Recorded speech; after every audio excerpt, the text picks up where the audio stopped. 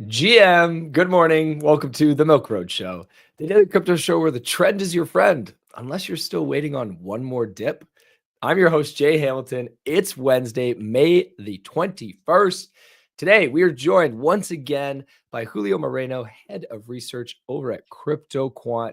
This guy's the chart guy. Every time we get Julio on the show, he brings great charts and great analysis because that's all he spends his time doing all day, every day. He's deep on chain, looking at the data to help us figure out where is the trend, what's happening with Bitcoin, what's happening with Ethereum. That's what we're going to talk about today. We're going to look at whale trends. We're going to look at market liquidity trends. We're going to look at demand trends. We're going to look at some overheated trends or underheated trends. Which direction is the market heading right now? Everyone's asking that question. Are we getting too bullish too fast right now? Or is there still a lot of upside to come? Feeling pretty bullish right now, guys. So you're going to be pumped on this one. Also, we're going to get Julio's Bitcoin price predictions for the next 1 to 2 months, as well as where he thinks the resistance is. Where is the bottom right now that we could, if we were to have a correction? And we're also going to talk about Ethereum and why CryptoQuant and Julio believe that Ethereum is undervalued right now. Before we jump in, exciting news, y'all. Milk Road Swap hit $1 million in volume swapped, which I realize is nothing compared to the big exchanges, but we're excited. Look, we set up Milk Road Swap for you guys so you had a cheap place to trade. We only have 0.15% fees on trades on Milk Road Swap on Ethereum, Arbitrum, Base, and Solana. And you can do it all in one place. Yes, you can do both Solana and ETH chains all in one place. So check it out. If you haven't swapped there, go swap there today. Today's episode is brought to you by Ledn. Get cash without selling your Bitcoin. It's also brought to you by Coinshift, powering top crypto treasuries with their yield-bearing stablecoin. Without further ado, Julio, welcome back to the Milk Road Show. Thank you. Thank you for having me again, Jay. Always a pleasure, my man. Always a pleasure. Before we jump into your charts, how you feeling right now? It's been a wild ride. It's been a while since we've gotten you on the show too. I had you on the show. I think it was last fall. So since then, we've gone. We got very excited going into the end of the year. We had a bit of a peak, and then we've dealt with so much macro stuff. What's sort of your take on the current setup right now, and how are you feeling about the market? Yeah, well, I was actually, I think in early November or in November, right, or after the Trump election, and we were talking about, that the data was really looking bullish, turning bullish in that time. So, and we got that, that big rally to the 100,000 area for Bitcoin, right? And since then we peaked, and has been a really volatile year, right? With all the talk about tariffs, about the trade war, about the economy, maybe contracting a little bit in the US, right? So yeah, we have a lot of volatility, but I think that we clear that.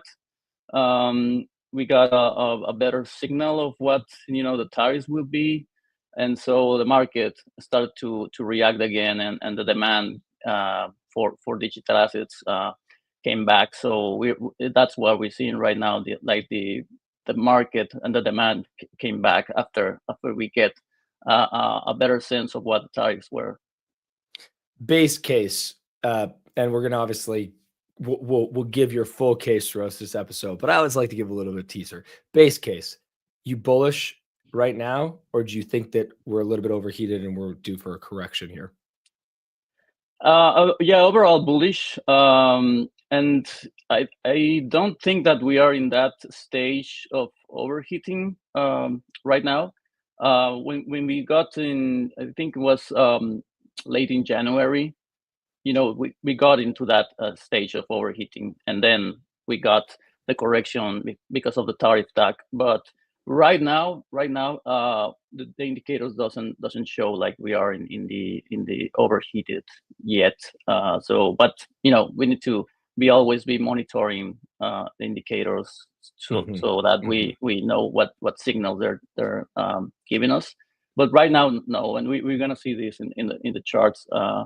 That we're not at that stage, at least for now.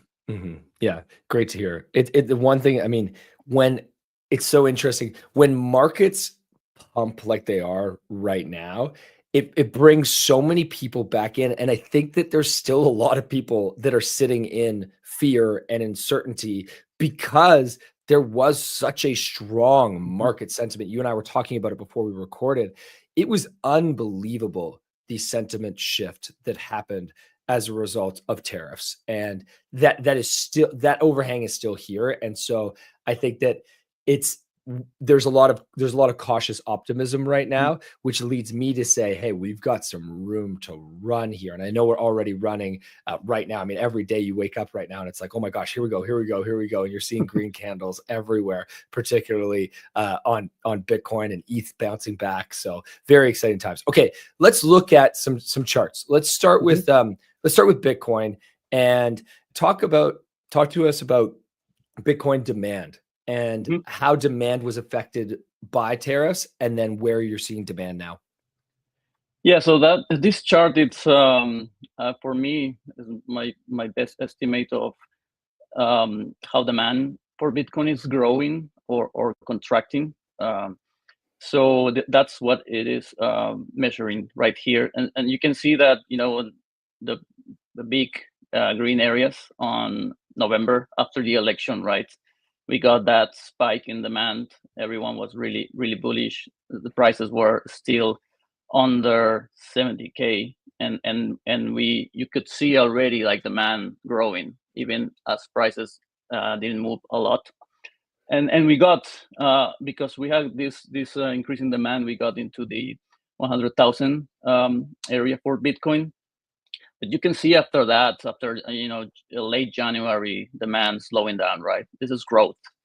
So growth slowing down, and then we got in February, the tariff talks started.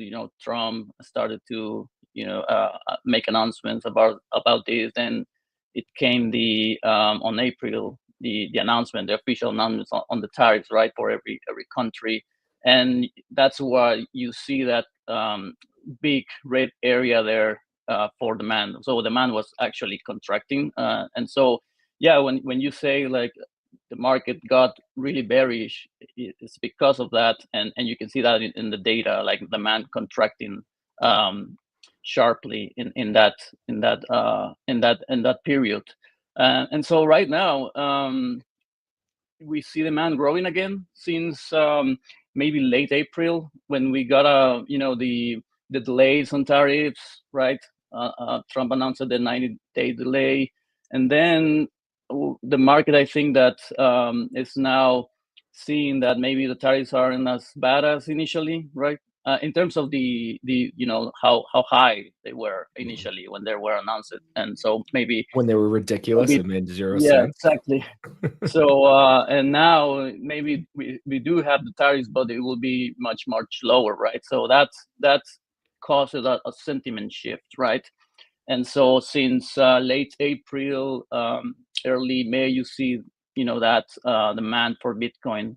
So this is spot demand actually, and so you see that it started to grow again as people realize this, and you can see how they started to buy again, and of course prices also increase it. So right now I think we touched a record high today, right? As demand continues to expand. So yeah, that's the first clue from the data that demand is growing.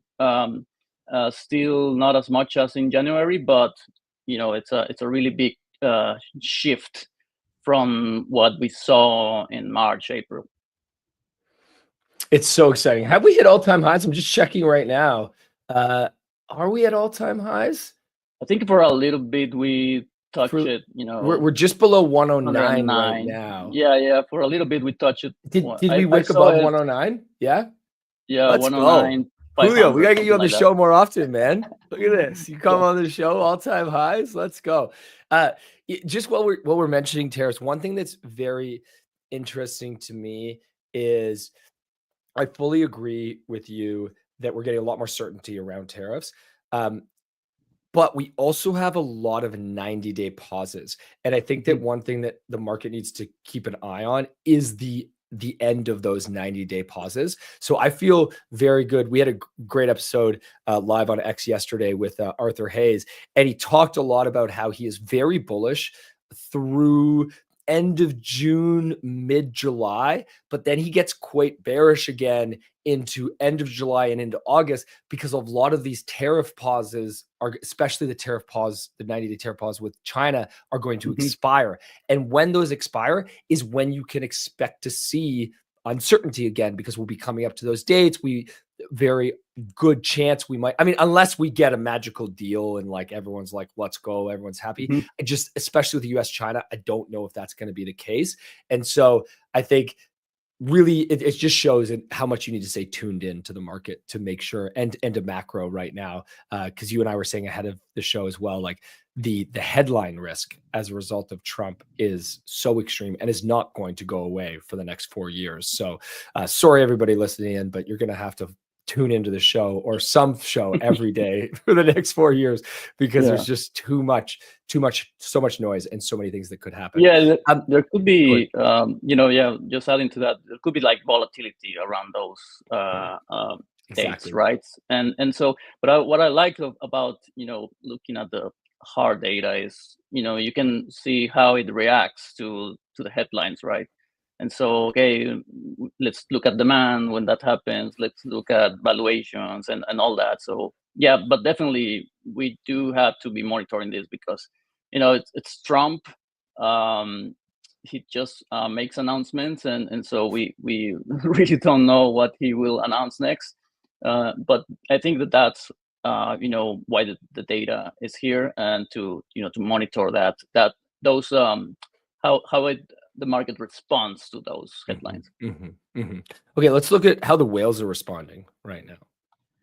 Yeah, so this one is how the big investors or whales, how their balances are changing. This is what you see here is the 1 year growth or contraction in their balances, right? So obviously you see price rallying when they are increasing their balances, so they are buying Bitcoin, right? So these big investors, and it shows you more about the cycle, right? And so right now, I mean, since 2024, we have a positive increase in their balances, so whales are buying. But you see a little bit of a dip there around April, March, as a response to this.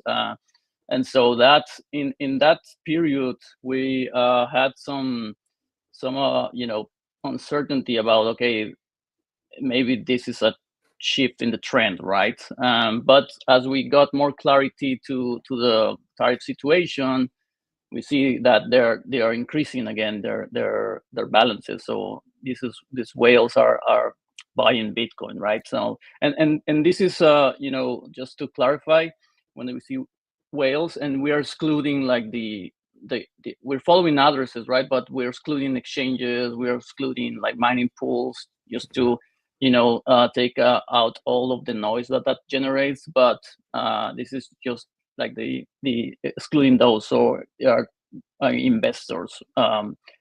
So yeah, still we see a clear upward trend there that resume after tariffs we got more clarity on tariffs. Which to me just says anybody who bought Bitcoin below 80K in the recent pullback, like, way to go. Celebrate that massively. You nailed that. Even if you bought below 85K, to be honest, you should be pleased with yourself right now, because it seems like that was truly a short-term blip that we all, our sentiment and our fear made it feel like it was going to be something long-term, but it doesn't. The chart is not showing that. Yeah, and for a moment, really, if Trump was getting with the tariffs, it could be like that. It could have been like a really a bear market in a way, but we started to see that he backed down from the tariffs and lowered them. So that's why we saw these investors and demand coming back, right? one thing that we talk a lot about on the show is liquidity, and stablecoins have been consistently growing. When you look at stablecoin market cap, what does that tell you about liquidity in the market? Yeah, so for total market cap, we actually have seen this year, a record height of market cap for all stable coins, as a whole. And what we like to look at and to follow is how the market cap of USDT is growing, like the growth rate. Through all these metrics, you will see that we mostly look at growth rates, not exactly like the level, but how fast is this metric growing or not, right? And so this is showing that growth rate for USDT market cap. USDT, the largest stable coin, it's USDT is used a lot for trading, and so it tells you how much liquidity there is in crypto, how it's entering the market, right? If you follow this, and so the same, you see the same, like in that chart, the trend also increasing again. The market cap of USDT in the last 30 days, 60 days is what this is measuring. It's about 7 billion. It's adding 7 billion in the last 60 days, and it's about trend, that growth. And so you see that being correlated to the price increase also. So it's more liquidity into the market. Of course, it looks to where to go, right? And so it's going to these assets like Bitcoin, and also providing more demand for those assets. So in terms of liquidity, we also seeing there like the increase again after since May. The trend is again to seeing more growth in liquidity. Let's talk about, you and I mentioned this before, is the market overheated right now is a big question that I have, because when everything gets so bullish so fast, it's very easy to say, okay, wait a second, are we overheating? But you're saying that we're not overheating. Let's look at the charts. What are the charts telling us? Yeah, so this is one of the metrics that I really like to look at to assess this. So the purple area there is what is measuring is our estimate of the traders, people that just trade Bitcoin, from 1 to 3 months, right? What's their unrealized profit margins. So they buy, and then if the price increase, they have a profit, right? But they haven't. It's a paper profit, right? They haven't realized that profit. So we track like that unrealized profit, the level in terms of percentage, so of profit. And so what you see there is when this unrealized profit margin gets really high, one of the first levels that we track is 40%, around 40% profit is considered like it's high. So the price is really high relative to their purchase price, right? So that's one indication of, okay, maybe we are entering into overheating territory here.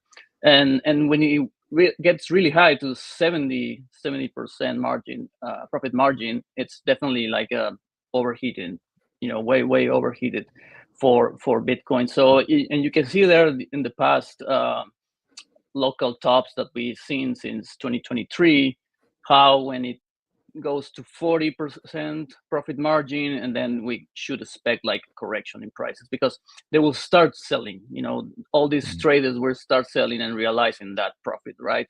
So in early this year, in January, we got to the $100,000 area. That profit was above 50%, right? So it was really, really high. And so you can start saying, okay, maybe we are like overheating, right? In that at that moment, right? So right now, even when Bitcoin is above 100,000, the profit margin is right now around 25%. So in looking at this metric, isolated metric, you can say that, okay, we're not still like overheating at this point, right? compared to when we were in the hundreds, thousands in January, we were already overheated, right? So yeah, that's the message from this chart is, okay, yeah, profit margins are higher, right, right now, but they're not at those levels in which we start saying, okay, maybe we are overheated. I want to ask the natural question that I know everyone listening and watching this is going to have, which is, at what price could the market become overheated? But I'm not going to ask that yet, because we're going to get to that in a few charts. Let's talk first, though, about the overall market conditions. Let's stick with this overheated theme. When you look at the overall market conditions, are we in bullish territory still? Are we feeling bullish? Are we in bearish territory? Where are you seeing us? Yeah, so this chart, it's all our bull score index.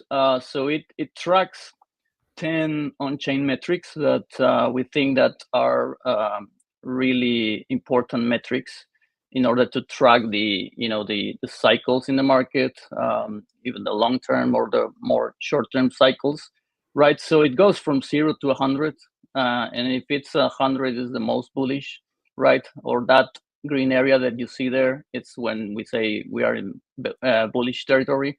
Or below 40 is when we start saying like, okay, we are in bearish territory. So right now, we are at 80. So it's the index is at 80. So it's inside bullish territory. And so we can say that, like, okay, overall, we think that we are in a bullish territory. And so how it works, if you see like the early in the year, when we were at 100,000 in February, this index was already at no, when we were like in 90, 95, something like that. So we came down to 95. This index was already at 30. So already indicating, the conditions are bearish, even as prices were at 90, right? So if you look at this, you would, as a risk a tool, you would say, okay, there's a risk of correction, right? Because we are still at 95, but this index is already telling me that we are in a bearish area, bearish period. And after that, you see how the prices, we got that correction in April. So towards, even as I think we were as low as 74 at some point, right? But as we get, the clearer view on the tariff and all that, and the demand came back, right?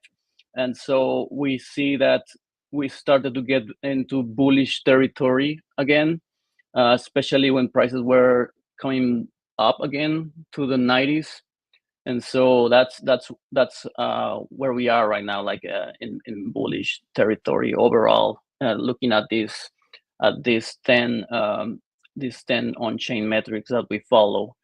So yeah, this is a really good tool as a summary of what's happening in the market, because there's a lot of data, there's a lot of news, there's a lot of noise, and the why I did this indicators, because let's strip all the noise and just focus on what the signals are telling us, right? So yeah, we are in overall bullish territory right now. Let's go. Very exciting. Okay, next we got to jump to, before we get to your price predictions on BTC and where you think the range is over the next few months, we got to look at the MVRV for Bitcoin, because this is one of our favorite charts. We often look at it on the show.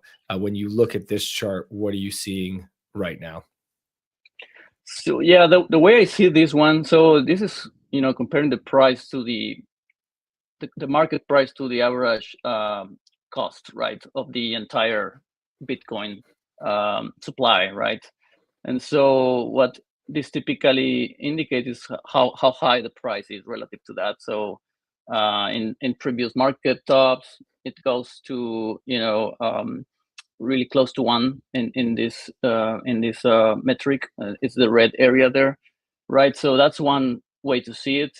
And so all these bull markets, since we started in 2023, we haven't had that indicator go to the over. We haven't gone to euphoric stages yet. Yeah, exactly. Right? So that's one way to look at this and say, okay, we're not in that stage of when we think that the cycle has, we had peak, right, for the cycle, right? So that's one way to see it. But what I learned in 2021, if you look at, it was late 2021 when we peaked in the past cycle.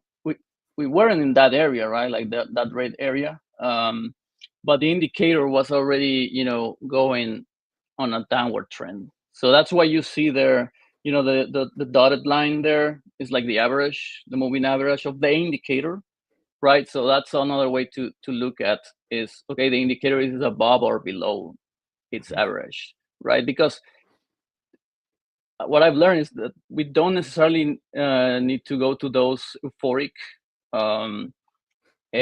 stages or by measuring this indicator, but the indicator can go below trend, and that will tell you like there's a shift in the price trend, right? So for when we were in March, April, the indicator actually went below its average, right? So that was an indication of we are in bearish territory, and you need to manage your risk there. So, but right now it crossed it above again. So if we think that at least it has to go to the previous peak, the indicator, so we still have that room for the price to increase, for the price of Bitcoin to increase. But I always will tell you that look for the indicator crossing below. This is really important for risk management. Yeah, this would say to me, I mean, as you said, we don't, getting up into the where the MVRV is above 0.8, like, touching up to 1. I don't know if we'll get there again, right? Like, Yeah. I don't know. Like, I'm with you. I don't think we go. So if you're making your bets, and you should never make your trades based on one chart, but if you're making your bets based upon waiting for that, there's a good chance you're going to be waiting forever. We're not going to get there. Right now, we're sitting around 0.2, I think, about exactly. 0.15, 0.2, which is pretty reasonable. Like that's a level where I'm like, yeah, I feel good buying. I feel good getting in. Where do you think we could see this go to or peak within this cycle? Like, at what point would you be looking at this and saying, now I think that this might be a signal that we're getting towards the peak?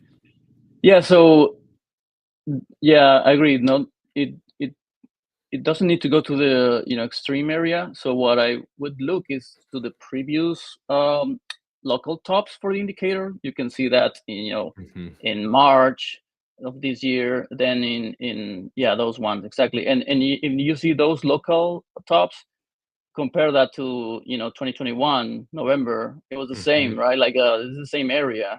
So that will be, for me, if I'm looking just into this one, look for that in that area. How at the moment that we hit that area for the indicator, what are the other variables doing? Like, okay, what's demand doing, and what's the profit margins of traders, and all other how many Bitcoins flow into exchanges. So that will be for me, to look at. Just looking at this indicator, the previous local tops seemed like it had been a really important resistance. Yeah, that's great point.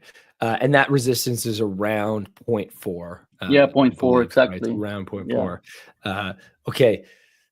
The thing that I know everybody wants to hear is price predictions, but these aren't really price predictions. These are more the range that you could see us floating between. And I want to talk about time frame here. This is within the next 1 to 2 months. This is a short-term time range, which is great because everybody loves to talk cycle end, and cycle end is who the heck knows, right? What happens between now and the end of this year, or Q1 or Q2 2026, because lots of people are predicting that the cycle could extend longer. So within the next few months, what do you expect to see from Bitcoin? Yeah, so in this chart, actually, the bands that you see there, the dotted lines, are derived from the traders' profit margin that we saw in the previous chart, right? So at the top, like the dotted red line, it's the price at which the trader's profit margin will be at that 70%, which is extremely overheated, right? So that's the equivalent price that will get you to that 70% profit margin. And then the line below that, the next line below that, which is the orange dotted line, it's the price at which the traders will be sitting on a 40% unrealized profit margin, right? So, and you can see that the price tends to go to those lines when it tops, right? Because at that point, there's so much profit to be made by selling. So that's why we get selling pressure at those levels, right? And so if you look at those prices right now, the max price that we should expect will be around 140,000, right? For that max, which is, we actually got it in 2024. We got to that band. It was lower, of course, but we could get to that as the max price right now. And the other price is what we call the upper band.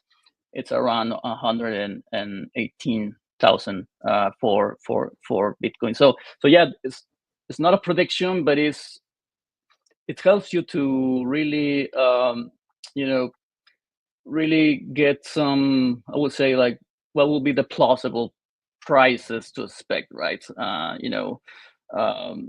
don't like when people is just saying, no, we're going to 500,000, and I mean, we could get there eventually, but in the short term to medium term, it's not really plausible.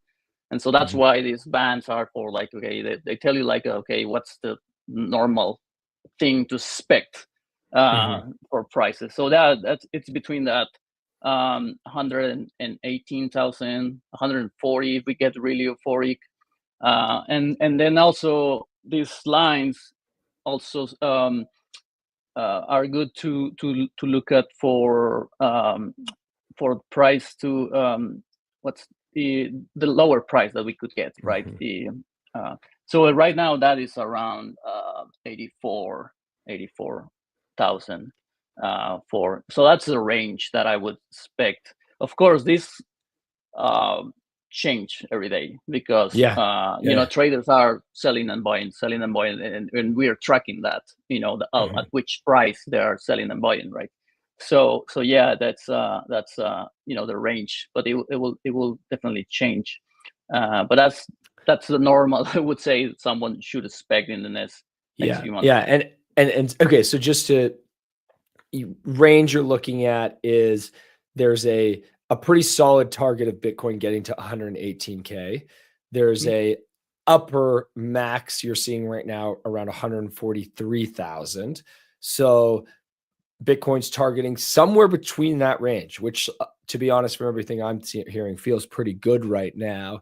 Now that being said, you pulled this chart yesterday, so it's not like this is very old data, but things are moving fast right now. We're seeing big green candles. So, yesterday when you pulled this chart, we were at 106K, right? Now we're at 109K. So exactly. You could see how, there is a need to really stay up to date on this.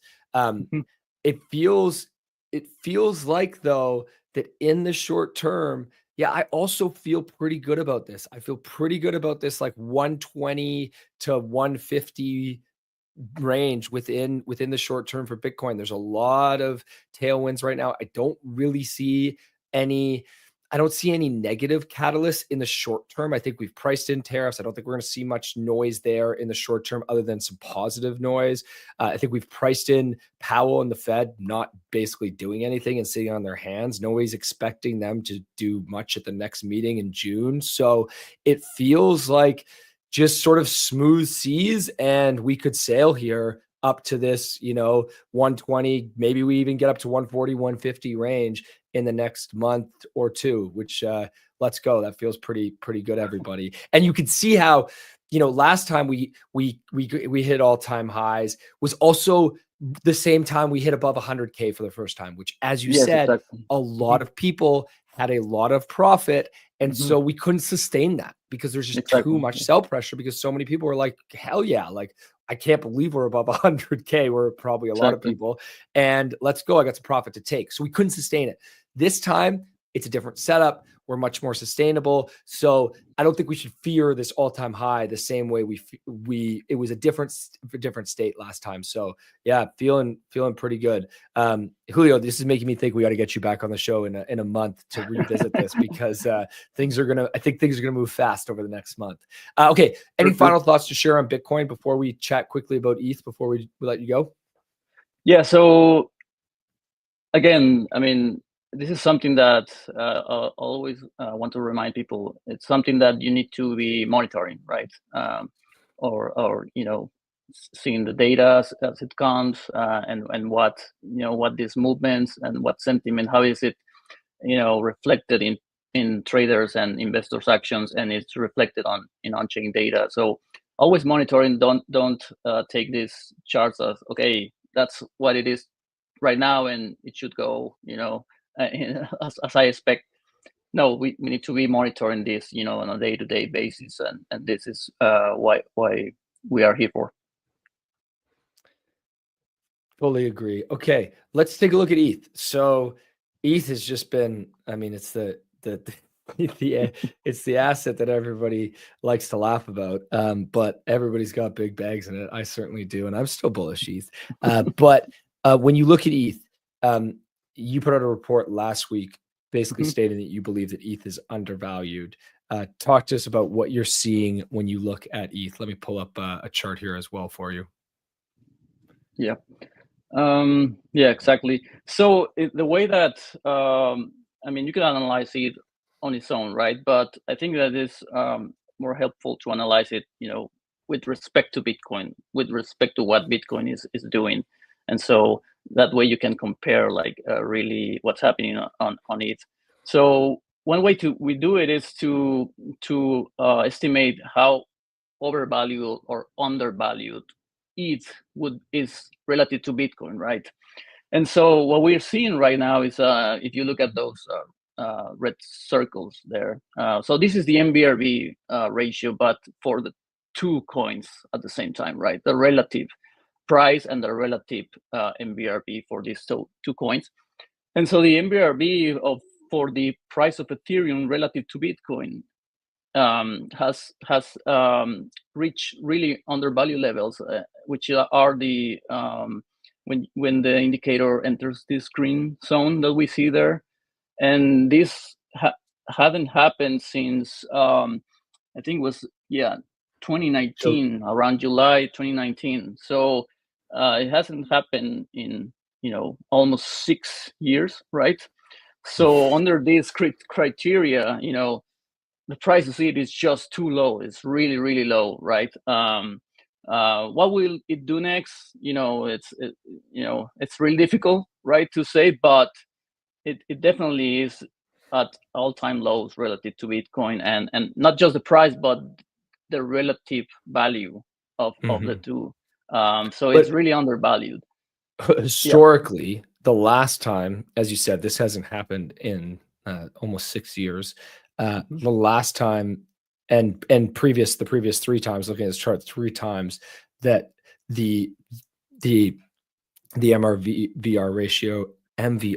ratio has hit this level. What has happened subsequently in the past? Yeah, so exactly. So the price of ETH or ETH outperformed Bitcoin in the next months, right? After that, so after 2019, Ethereum outperformed Bitcoin for the next almost 3 years, right? And so that's historically what has happened. So that's the message here. Is like Ethereum is really undervalued, and historically, when this has happened, then Ethereum starts to outperform Bitcoin. And so we saw a little bit of that. We have seen a little bit of that since last week, actually. That Ethereum price has rallied faster than Bitcoin. Is this something that will continue? I really can't say, but just from a valuation perspective, if you are, an Ethereum bull, it's something to consider, right? That right now it's maybe it has bottom relative to Bitcoin. Yeah, it certainly feels like it has bottomed relative to Bitcoin. I agree, though. In the short term, I'm not sure. I'm just not sure. Bitcoin has so much demand. It is on a different path than it's been on in the past because of institutions and government approval, by governments putting it on their balance sheets, by Trump making a strategic Bitcoin reserve. These things we didn't have in the past. And so it's difficult to know if I think you and I both agree, Bitcoin runs from here, right? I think short-term Bitcoin is looking really good. It's a strong case to get into that 120, 140, 150, maybe beyond it range. ETH, does it follow in the short term here? I don't know. What's your short-term expectations on ETH? Yeah, so I agree. Their conditions are not the same, right? Like in the past, because of what you have seen, say, like for Bitcoin, but also for Ethereum, because in the past it was basically the only smart contract platform out there, and so it was attracting a lot of the capital and development for those type of blockchains, right? Right now it has more competition, much more competition from other blockchains. So the conditions, I would say the structural conditions are not the same, right? So this is just an analysis from a pure, price, a pure price perspective, right? It's just saying it's too low. It can go. I mean, it wouldn't expect to go much lower, right? So, but yeah, I agree with that. And also, if you see like that chart, the period in which it outperforms is like it's not really fast after that, right? It's a long process, so you shouldn't expect like right away, oh yeah, just buy Ethereum and it will go much faster than Bitcoin. It's a really slow process in which all that starts to play out.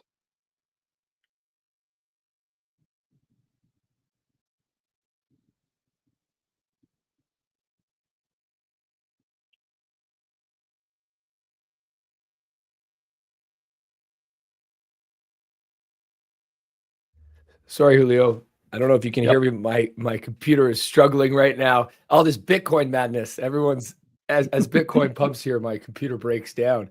The other Yeah, I thing can I would hear you say now. on ETH Yeah. is the thanks. One of the big things going against it, as you said, was all the other L1 trade, all the other smart contract trades that you could make. And Solana really has dominated that narrative, basically since throughout this entire cycle, right? Like since the FTX crash, when Solana hit below $10, which is insane to think right now. But the thing is, that narrative has shifted away from Solana, right? Like Solana's really been affected by the meme coin narrative and all the negativity and the grifting around meme coins. And it's lost a little bit of its shine. And then at the same time, the ETH narrative has shifted as a result of them addressing their leadership issues, of them getting out more in the public and speaking more and being less of this like academic research foundation. And so from more of a not an on-chain fundamental perspective, but more of a sentiment perspective, I see the shift in ETH happening right now, and I see optimism for sure. Short term, I'm still not. The one thing I'm not sure about, and would love to end with this question for you is, okay, so we feel good about Bitcoin now. When we look beyond Bitcoin and we talk about altcoin season, one thing that everybody seems to agree on is we will get an altcoin season, but it won't be the same as past. There's too many assets now. It's not going to be every single token goes up like it was in past years. So my question to you is, do you think we will get an altcoin season? when do you think we will get it? Is this it's going to happen soon type of thing, or is this more of it comes later in this cycle? And how do you see that playing out? Yeah. So I think that what I have seen for altcoins is that in the past cycles, altcoin season meant that basically every token rallied, right? Like really fast, basically every token. So and so what we've seen, I guess, right in this cycle is that altcoin season is not for every token. It's about the ones that are really delivering something, or maybe it's new tokens. Like we've seen AI tokens, for example. They have rally, but it's like a niche, right? So we could get, or we have seen an altcoin season, but it's not like a general altcoin season. It's gonna be more focused on which tokens are developing something new, or really delivering what they promise, as a product, right? So it's more. I think I would say that's more about that, about which altcoin is really doing something different, or really delivering the product or the application that they are supposed to be delivering. And so to answer the question, like an altcoin season in general, maybe it's not like that, but it's more like a niche. So you need to be aware of, okay, where are those niche, and where are those tokens that really have found a product that people use, or that attract capital or development, or it's more about that. Yeah. And the things that I think about on that angle are, I don't know what happened to my video here, folks. It looks like my video is just crapped out. My computer is just struggling right now. The things I think about there are, okay, so if we're not going to get an altcoin season, but we are going to get segment altcoin seasons, which I agree. We had an AI coin season. We had a long meme coin season already. And so it's very easy to sit here and say, oh, we didn't have an altcoin season because my L1s and my L2s didn't have their season. Well, no, those didn't have the season. I think that's exactly that same thing is likely to happen again here. I'm not saying that the L1s and L2s don't get it this time, though. The question is, who is it this time? Is it meme coin season? I think pretty clearly, I think we're going to get an AI season again, just because AI is such a massive narrative outside of crypto. And honestly, I think we got to be pretty clear here. An AI season is very similar to a meme coin season. These are not fundamentally based projects. They are all hype right now. But then when you look at the fundamental side, which that's the side I'm more bullish on, I think about two sectors. I think about a DeFi season, and I think about a DePIN season. I think a DeFi season seems very likely. I don't know when, but it feels very likely, mainly because there's so much demand coming for a lot of these DeFi projects from institutions who will look at fundamentals and will be able to value these projects, but also because these DeFi projects, there's only a handful of them that have real revenue, and then they have token buyback programs. And what do token buyback programs do? They create consistent demand for your token, which enables it. It's why a lot of the DeFi projects, the leading DeFi projects, Maker, Aave, you go down the list, a lot of them have held up fairly well, while the rest of the market really struggled because they have these buyback programs that continue even if there's a macro scare or tariffs. It doesn't change that. So is there a segment or a sector within altcoins that you are watching closely and you feel good about? Yeah, so there's the other sector that really has grown a lot. I mean, it's the ones that it's stable coins, right? But there are some projects that there's tokens that their project is around the stable coins, right? So like Athena or Maker, like that. Exactly, like those. Yeah, so that sector, if I just look at what's coming in terms of, there's a lot of also like traditional institutions that are coming to this sector, right? And so it's not getting exposure, of course, to the stablecoin, right? But to the projects that use stable coins to provide, some service, some right now it's okay, it's yield, but those type of projects that will use the growing stablecoin ecosystem to make services, right? To build services. So I think that yeah, stable coins definitely is the ones that have found product market fit in crypto, and so as it grows more and more traditional institutions come into this sector, there will be projects that will build around the stablecoin ecosystem. Yeah. So maybe we get a stablecoin season. I kind of loop stablecoins in with DeFi often, but maybe we should segment those because they are different. Like you could have stablecoins and DeFi as two categories. And I mean, I think it makes a lot of sense that we're going to get a stablecoin season if you were to look at those projects for a few reasons. One, I mean, the Genius Act just took, which is the stablecoin bill in the US, just passed a big vote in the Senate on Monday, which it's not the final vote. The legislation is not done, but it's the biggest vote in the process. There's a few more votes to go, but basically everyone's now saying it's a done deal. We've passed the hard vote. We got the bipartisan support we needed to get it through the Senate. So that's huge. And when you think about that, like what are the tailwinds of that? Like I can't even imagine the number of TradFi companies that are waiting on the sidelines that want to use stablecoins or already are using stablecoins, or even the tech companies like Google uses stablecoins a ton internally. Like internally, they use it to pay their team members around the world. They use it for a lot of internal uses. Well, I'll guarantee you they're limiting their use of it because they are worried about regulation. They don't want to go too far. They want to test it. They want to be prepared. So if the regulation does pass, they can jump in. And that's a lot of people. There's a lot of capital waiting on the sidelines.